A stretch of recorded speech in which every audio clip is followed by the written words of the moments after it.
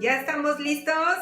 Buenos días, vamos a darle comienzo a las cartas pastorales que también se le atribuyen a San Pablo.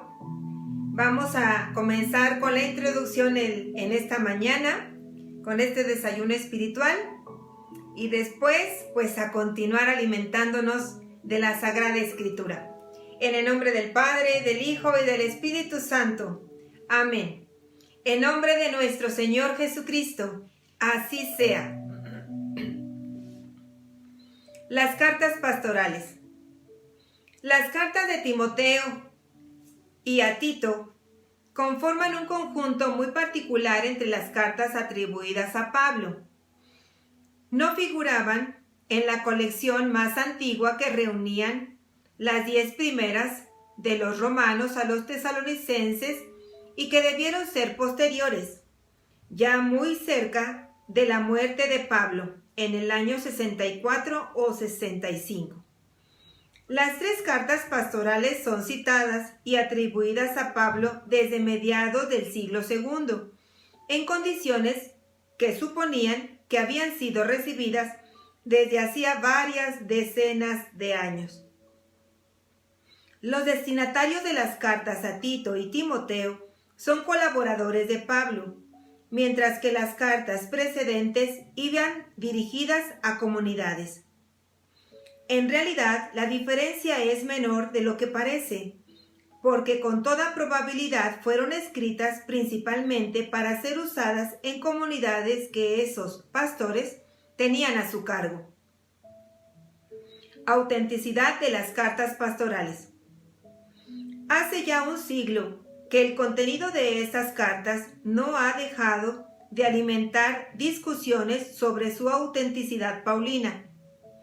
Algunos destacan los párrafos que permiten compararlas con las cartas más auténticas de Pablo, mientras que quienes niegan la autenticidad tendrían buenas razones para decir que un imitador pudo haberse inspirado en pasajes de las cartas auténticas para acreditar el origen paulino de su escrito.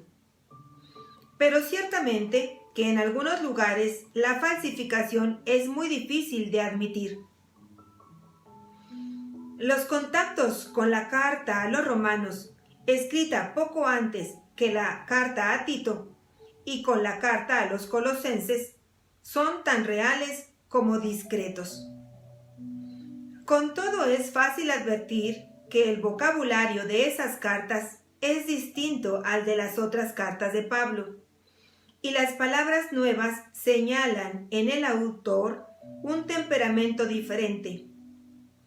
Cuando se leen los argumentos tanto en pro como en contra de la autenticidad de esas cartas, es difícil pronunciarse. Pero si se cree en la preocupación que tenían las iglesias de preservar la tradición y la literatura apostólicas, lo que no deja lugar a dudas, el juicio anticipado se inclina a favor de Pablo, especialmente teniendo en cuenta los contactos con las cartas anteriores. Mantenemos, por tanto, la autenticidad paulina de estas cartas, pero no por eso ignoramos las dificultades surgidas del vocabulario y del estilo. Si Pablo las firmó y en parte dictó, hay que admitir que el secretario tuvo una gran parte en su redacción. Algunos indicios sugieren que tal redactor pudo ser Lucas y no Timoteo, que se nombra en 2 Corintios 1:1, Filipenses 1:2, Colosenses 1:1, 1 Tesalonicenses 1:1, 2 Tesalonicenses 1:1. El clima de esas 3 cartas indica que fueron escritas en un tiempo en que no había persecuciones. Por tanto, debemos elegir o bien antes del año 64 o bien en los años 80. Es evidente que en el segundo caso esas cartas no serían de Pablo. En esas condiciones, la carta a Tito y la primera a Timoteo solo pueden situarse en las semanas que preceden o que siguen al encuentro de Mileto. Hechos 20. Probablemente en el año 58. La segunda a Timoteo sería del fin del mismo año, cuando Pablo esperaba el primer invierno de su cautividad. Segunda Timoteo 4:13. Nuevas perspectivas del encuentro de Mileto.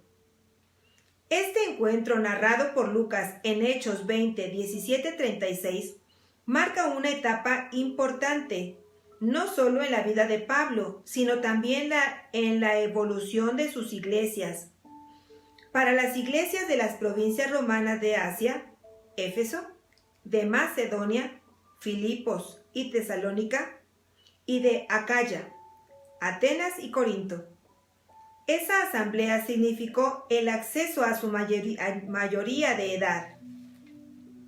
Habían tenido muy pronto sus propios ministros, elegidos entre los convertidos más capaces, pero todavía no se habían cortado los lazos de dependencia del misionero que les había llevado la fe.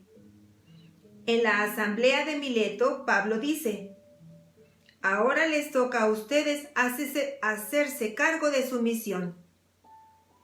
Las cartas pastorales van a desarrollar de un modo particular dos puntos de este discurso. Las comunidades habían crecido y se necesitaban responsables que realmente lo fueran. Las asambleas debían proporcionar una enseñanza adaptada a las necesidades de cada cual, grande o pequeño. Se sigue esperando la venida de Cristo, pero se sabe también que nada dura tanto como lo provisorio, y se trata ahora no tanto de anunciar el Evangelio como de dar el ejemplo de una vida renovada, útil y capaz de inspirar conversiones. Las asambleas cristianas serán el lugar donde se esboce un estilo de vida adaptado a la sociedad, pero sin olvidar que deben ser levadura en la masa.